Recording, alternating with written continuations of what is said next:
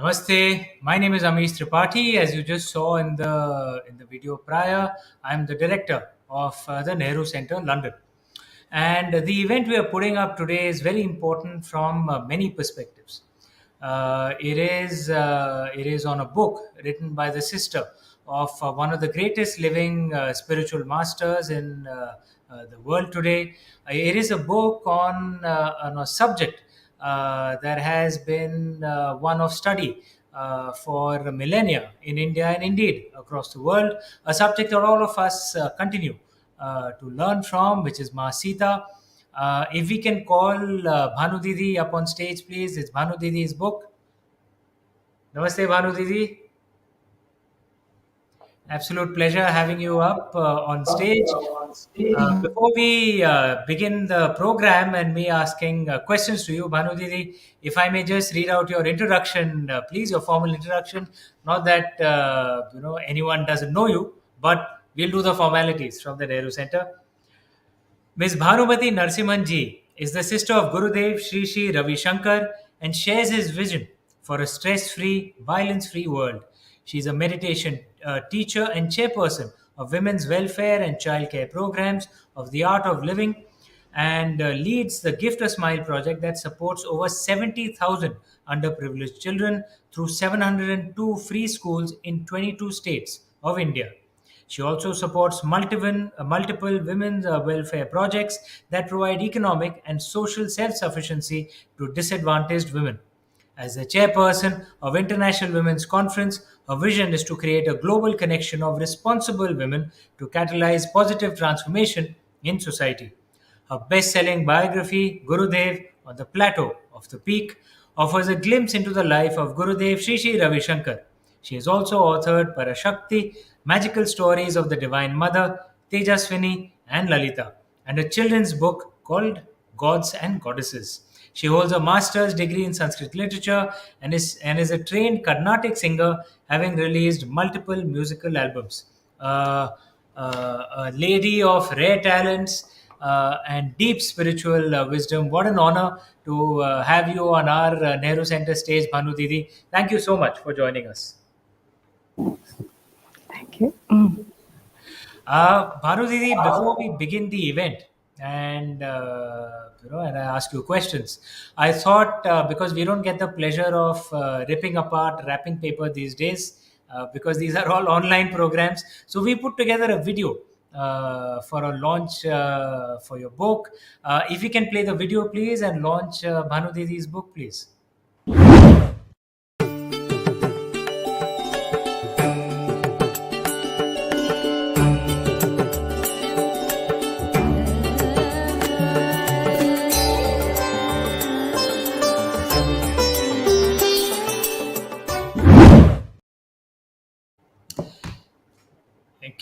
Thank you so much. Absolute delight to have you here, Bhanu Didi. I'll jump into the first question straight away. And those of you who are joining us, please fire in your questions on Twitter, Facebook, and YouTube, where the event is being broadcast live. And those questions will be displayed here, a selection of them. And I will ask Bhanu Didi those questions.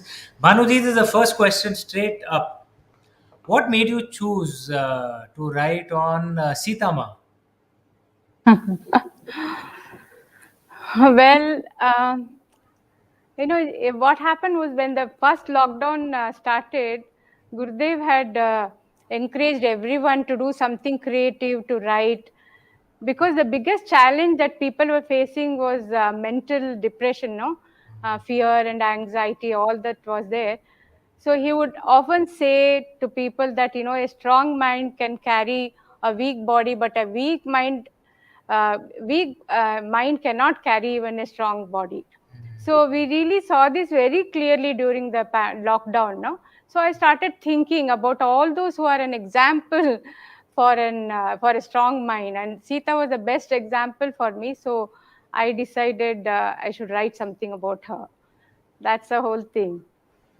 Fascinating. And so, therefore, in your view, what is her personality? If for someone who's a youngster today, or indeed anyone in London, many in London may not know of Sita Ma.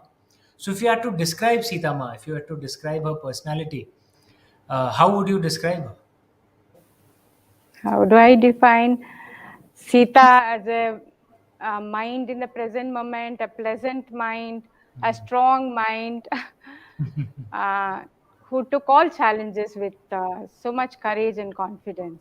Hmm. She was such a delicate balance between strength and courage and sensitivity, I would say.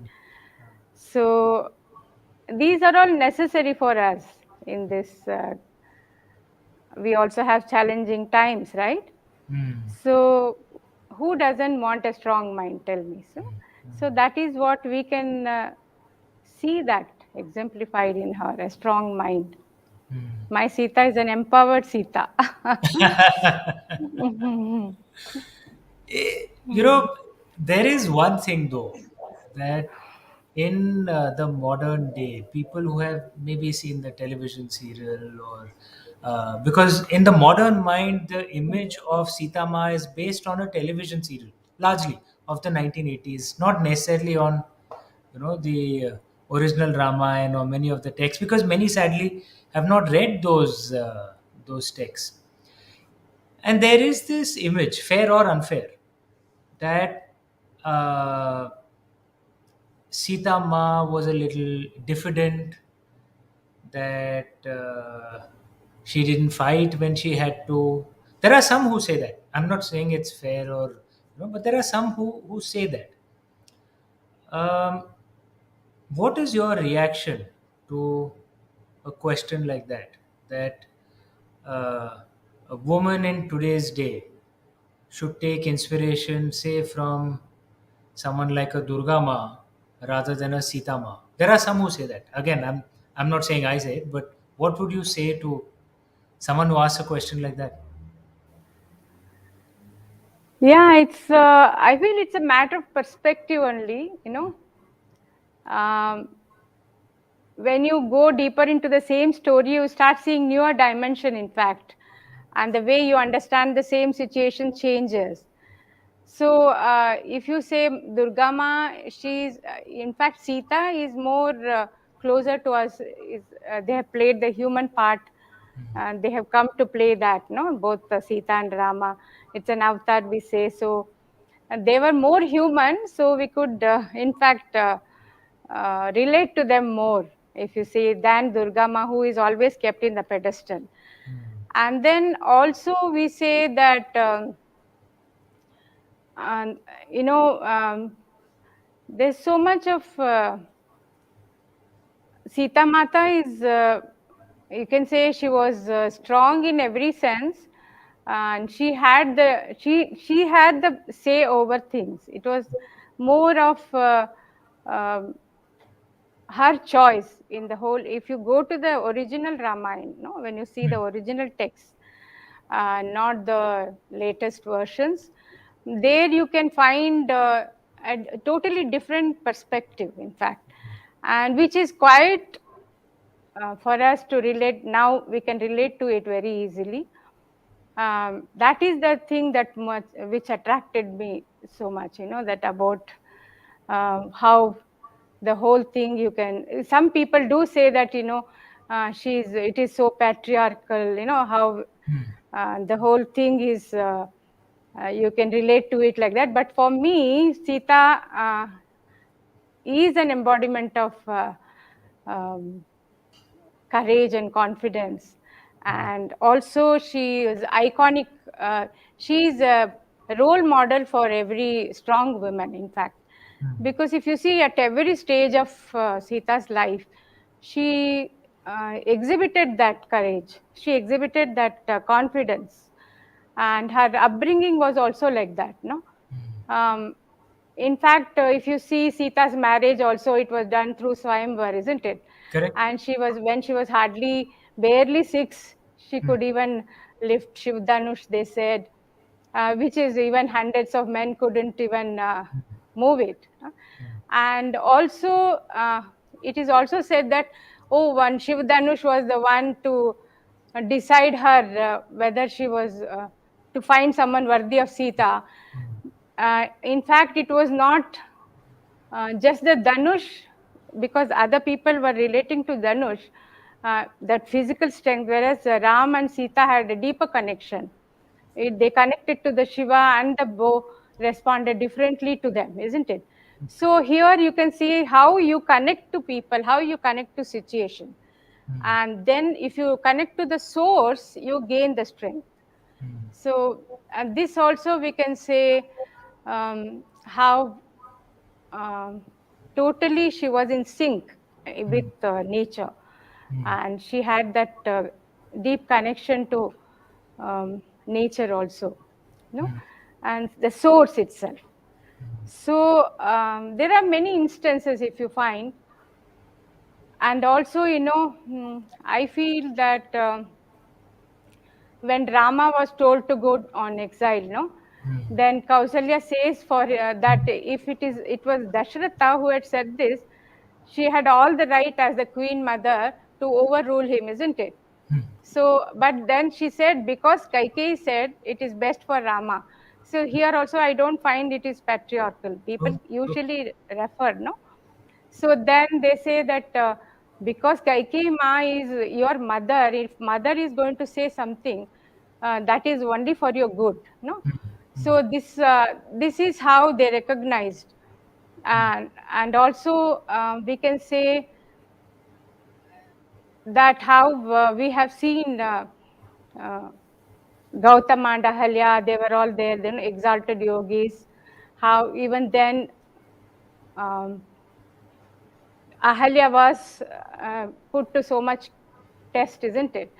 So then, in fact, the whole thing you can see from a different perspective, because they were both exalted yogis, and if you, even if you see if white cloth is there, even if small mark shows up, a small mark is there, it shows up very clearly, isn't it? Or a small grain of sand can also blur your entire vision.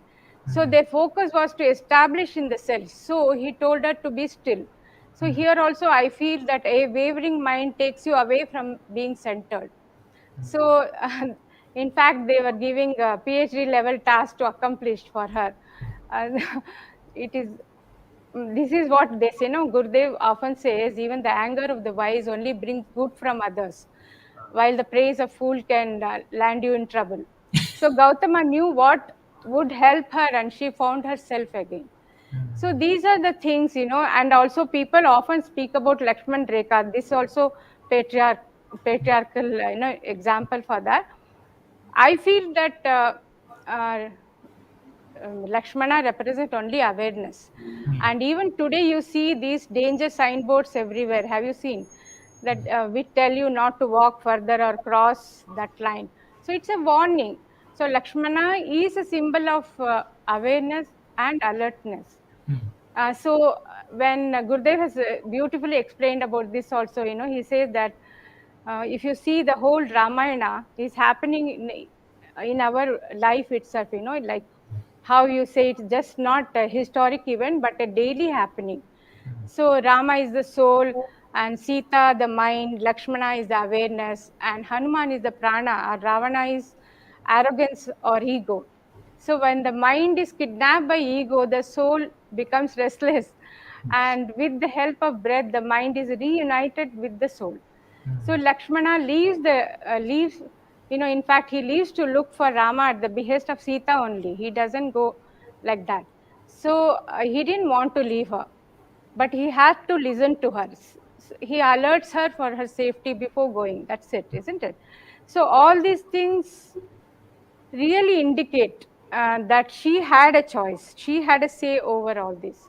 And also, if you come to Agni Pariksha, that is one of the most now criticized, or we usually speak about Agni Pariksha. People, we cannot really digest.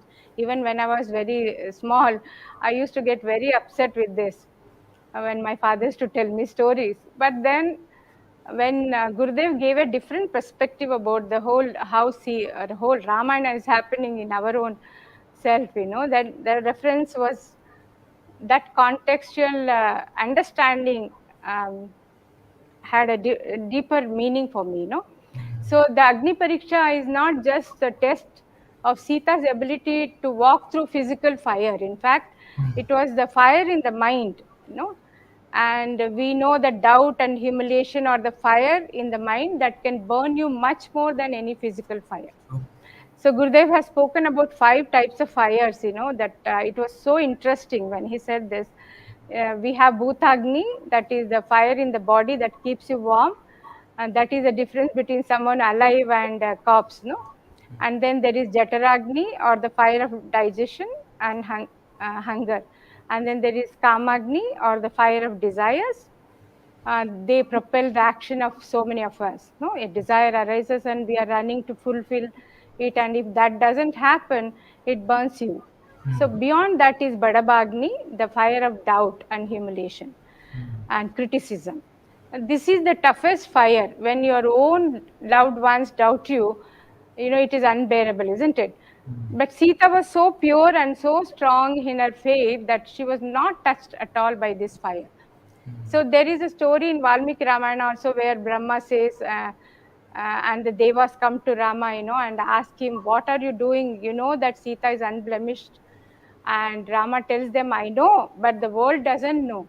And that is the only way to, erase this doubt or remove this from their mind, the doubts. And then also in the end, still Brahma says, "But why do you have to speak harshly to her, as if you doubted her?" And Rama says that only they will know that I have not helped her, and she on her own is so pure and powerful. So all these epics, if you just listen to the story and leave it, it is just entertainment. One has to ponder on the wisdom beyond the events. That is when so many layers of meaning open up. They invoke devotion and make your faith unshakable. This is my understanding. Otherwise we just carry on with the events, which is not so relatable to the present life, isn't it? Very true. Very true. There's also Bhanu Didi, the Adbhut Rama, in which I'll be honest, even I was inspired by, and I put in my book, which has a very interesting, different take on Sita Ma, where at the end of it, Sita Ma is shown as taking a form of Kalima, and becomes a warrior and kills the Sahasra Ravan. Um, but it was famous in ancient times. When the modern day, very few people have heard of the Adbhut Ramayan. So, first of all, what's your view on the Adbhut Ramayan, and why don't people in the modern day read it? Why most of them haven't even heard of it? Yeah. um, it's nice. Adbhut Raman is nice, but it is not everybody can understand this. It's from a very different perspective, and it's very powerful. It's almost like a PhD level. So we need to take it by step, isn't it?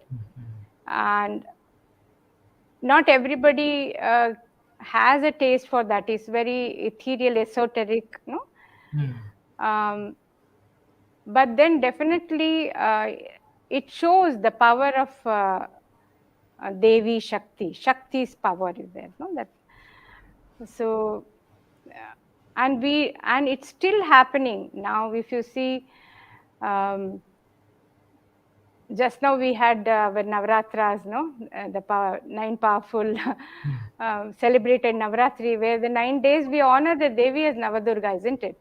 As the Shakti present in the Samam Bonam of creation. It is the feminine aspect that we celebrate and revere throughout. So there also they have really glorified in the Adbhut Ramayana. They have really glorified Devi Shakti, and how Sita becomes Devi Kali, and then she finishes everybody. So that is another perspective. Uh, that's also very beautiful. Hmm. It is. It is very beautiful. And also there is a saying, that yatra naryastu pujyante tatra ramante tatra devataha, where women are respected, nature also rejoices. And if you see in our tradition, all the three most powerful portfolios are for women only. Wealth, education, and defense belong to Lakshmi, Saraswati and Durga. Yeah. So you will see that where human values are nourished and upheld, respect for women naturally is there. So it is not about one particular period. Even today, it is the same. No. So when values suffer, it affects women and everybody, in fact, not only women. And that is where spirituality plays a big role in reinstating human values. And I would say meditation and other such practices bring back the clarity and purity in the mind that helps you to make the right decision and be sensitive and sensible. And I feel these epics also reflect the importance of these same values in having happy and having a happy and prosperous society. It is definitely necessary to understand and reflect upon these epics and read them. What do you say? I completely couldn't agree more with you. Bhanudidi, if I may touch on another aspect, because in your book, you speak of women rishis, rishikas, you speak of the wives of the rishis as well. Many in the modern day don't know that even our oldest scriptures, the Rig Veda, has hymns written by rishikas, by women rishis as well, which are a part of our traditional and most ancient scriptures. Um, so, if you could elaborate a bit and speak on the contribution of women rishis to our traditions, to our scriptures, how important they were, and what can we do to revive the knowledge of that? Because many in the modern day actually get surprised when they get to know, Arey, women wrote our scriptures itself, a few thousand years ago. They get surprised in the modern day. Mhm. In fact, there are several women saints in Ramayana, who play key roles Hmm. and have been a support for Sita and Rama. Like if you see Arundhati was the wife of Rishi Vashishta, no? She and Vashishta are iconic for mutual love and respect. If you see even today, newly wedded couples are asked to see the twin star constellation, isn't it? Hmm. Then named Arundhati Vasishta. They say these two stars both orbit around each other, and husband and wife have equal status and there for each other. Hmm. So then there is the advice from our great seers are timeless and they're like pearls of wisdom. And then there is Mata Anasuya, who advised to Sita about chastity, is very well known in if you read the Ramayana. No? And she simply points out the power of a focused mind Hmm. compared to that one that is scattered. When there is focus and commitment, it brings certain power with it. If we think back about the times when we have done something very creative or with perfection, then we find that our mind was clear and focused, isn't it? It is not scattered or Hmm. distracted. Then only we get our clear ideas. So then there is also if you see our rishis were always called durdarshis, no, far-sighted. So they were aware of Rama's divine purpose and Sita's role in it also.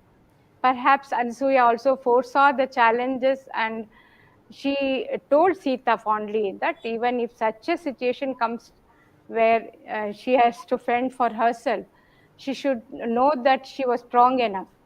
So if you see, words carry a lot of power, isn't it? When you say good words, they have a different effect on the mind. So it has different energy. And that is where no, it always feels encouraging when elders lovingly share words of strength. And I find that Anasuya's words were the source of courage for Sita when she had to face Ravana and all his asura, by herself in Ashokavatika. And also I recently heard a popular song in Gujarati which says, maybe you have also heard the song, very nice it was, like, my dear Rama, Ravana was defeated by Ma Sita even before you came with your army to fight him. So what does it means even though Sita was alone amidst the asuras, surrounded by negativity, asura is here is negativity, right? She never allowed it to enter her mind.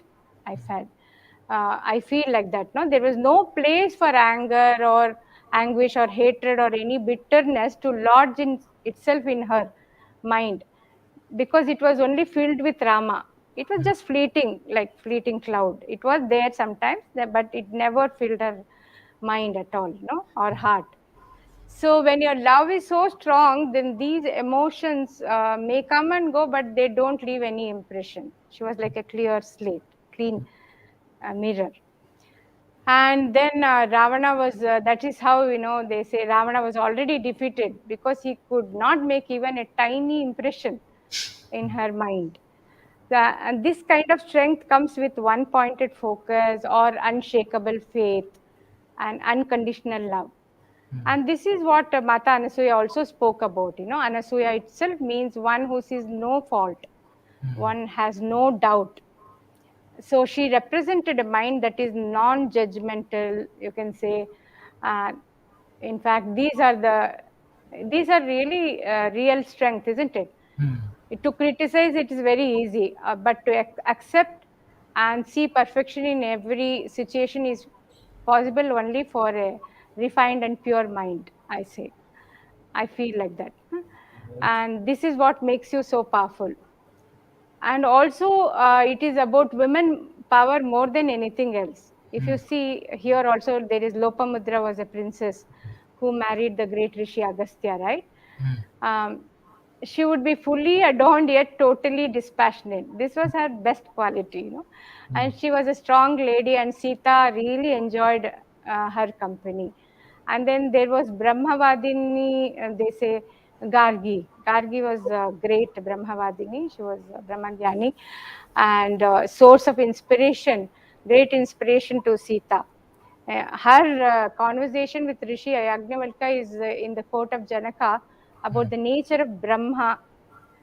Is If you read it, it's simply astounding, really beautiful. So we can say Sita grew up in such a company of the wisest among men and women also. She herself had such a pure and refined and mature intellect. So when you're anchored in wisdom, life cannot shake you easily. You can be centered in any situation. This is what you find in Sita. And if you see, when we invoke the rishis also, in recently we had Rishi Homa, so they were invoking rishis, in the yajna. It is always like first, the both rishis and rishi patnis, they are all given equal status. They say Ahalya Sameta Gautama Maharshi, and then say Arundhati Sameta Vashishta Maharshi, Anasuya Sameta Atri Maharshi, like that only they invoke. So their role was also acknowledged and honored, I feel. So we can learn so much from these scriptures. And there were many such women, powerful women, who contributed, I feel. Yeah, very true. Very true, Bhanudi. And in fact, a very powerful woman had just logged into comment. Kiran Bedi ji had commented and congratulating you, Bhanudi, for this Thank book. you. Presenting. She's very fond of her also. She's a very powerful woman. She's one of my inspiration also. She's certainly is an inspiration for all of us Indians. There was a question that had just come up, Bhanu Didi, if I could ask that to you. If that question could be put up from Fatima ji, I believe it had come. Yes, Bhanu Didi, if I can just read this out to you. From Fatima Jivaji ji, what parallels do you see happening in our pandemic, post-pandemic world? Actually, many parts of the world are still in the grips of the pandemic, of the COVID pandemic. Right now, with the jostling of the feminine and the masculine forces of governance, compared to the dilemmas that took place during Sita Devi's time. What do you think, Manu Didi?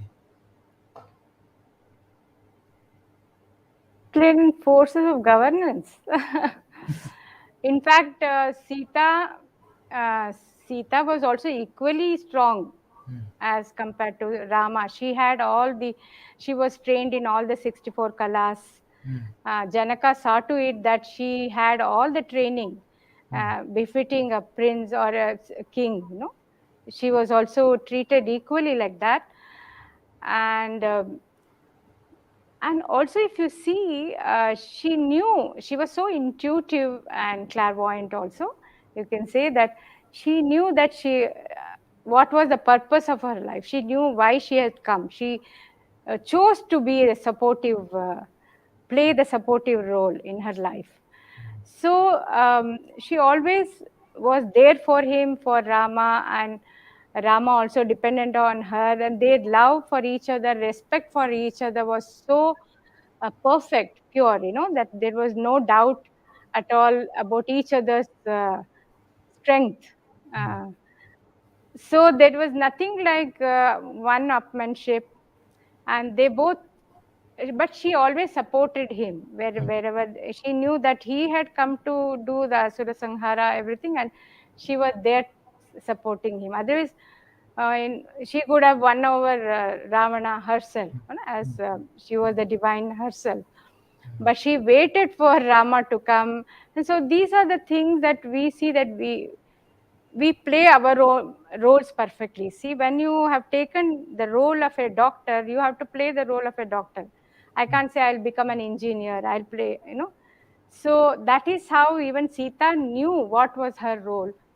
And perfectly she played. So also Rama was that Maryada Purushottam. So we have all these, and if you see all the rishis and others also, they had timely advice, and also they were in their own that inside that framework. They knew what kind of work they had come to do.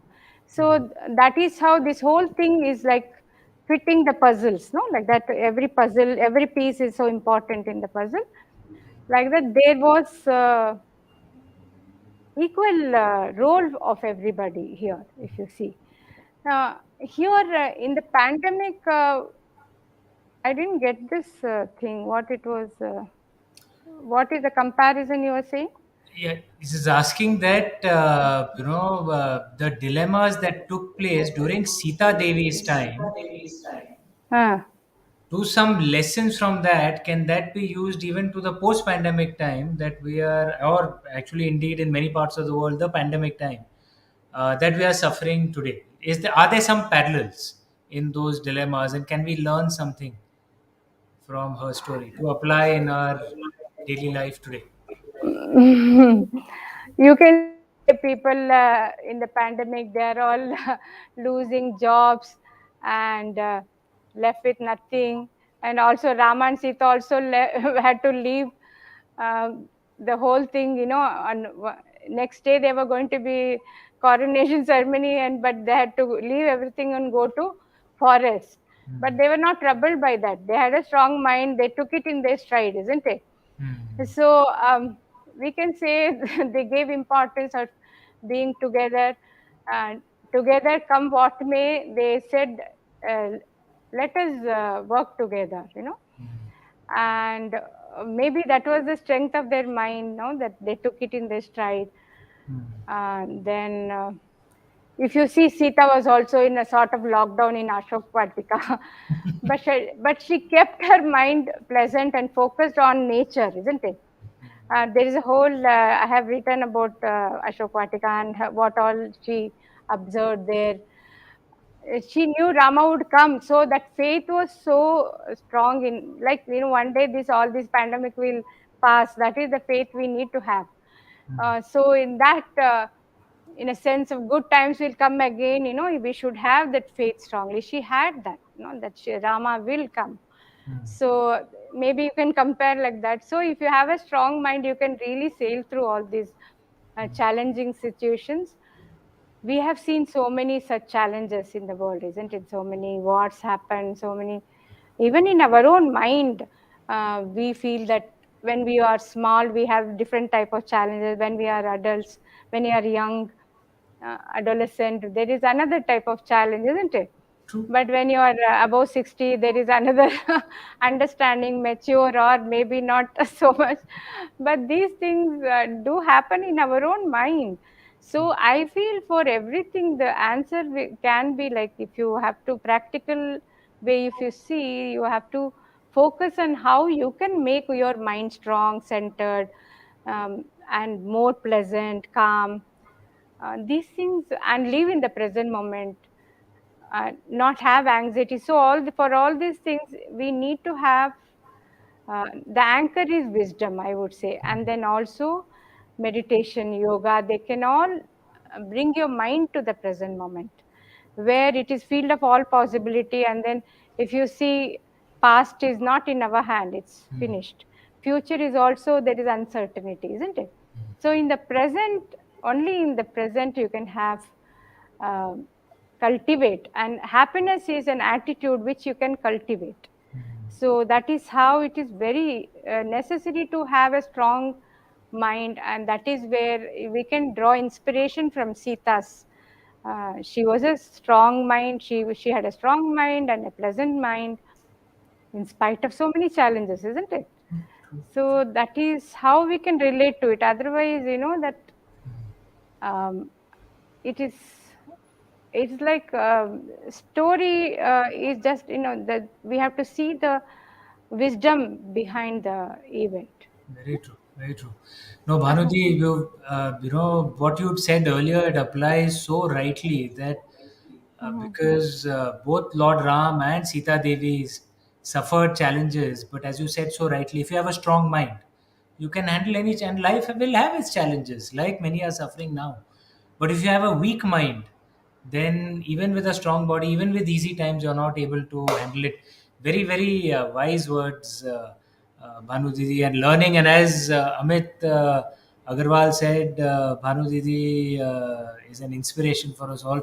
There's one more question that had come from, yeah, and he said actually a few centuries later, people will be inspired by Bhanu Didi the way they're inspired by Sitaman. That's what Amit had said. Bhanu Didi, there's a question from Aditya.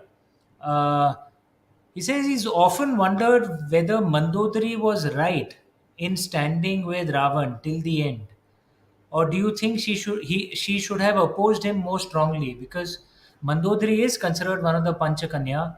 She was wise. She was dharmic. Why didn't she, when she knew her husband is doing something wrong, should she have opposed him?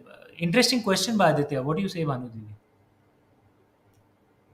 Still, Mandodari was total in her love. She knew dharma from adharma and advised Ravana accordingly, but was still non-judgmental. When you love someone, you only see goodness in them. She was steadfast in her commitment towards him, I feel, to her husband. That is where you see, love is always like that. You cannot judge. That is why she is celebrated even now. If is Panchakanyasam Smare Nityam, right? Hmm. Interesting. Yeah. Yeah, true, true. Yeah, love can be blind sometimes. Non-judgmental. Not judgmental. Yes, it There's has to. one more question, Mm, Bhanu Didi, because as you know, I'm a Shaivite, I'm a Lord Shiva worshipper. So for us, mm. uh, Shiva is the Shiva Dhanush, the Pinaka. These are all, the Rudraksh. These are all objects of, of deep devotion, of magic for us. There are some in the modern day who say, these are just magical objects. Why do people believe in all this so much? I wear a Om Namah Shivaya kada, I wear a Rudrakshmala. It gives me a lot of peace. You know, um, what would you say to those who say that us having faith in objects like this is in some ways, are we being that we are being superstitious, that we are being this? What is your reaction to something like that? Of course, we can't say you should have faith in Shiva Dhanush now. We have more advanced. We have more advanced objects, I Uh, would say. uh, We have phones. We have iCloud.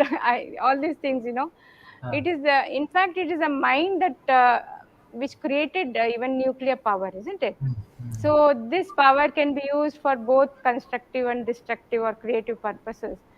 So it is the mind that is more powerful. mm, Whatever you do, whatever, wherever, whichever situation is there.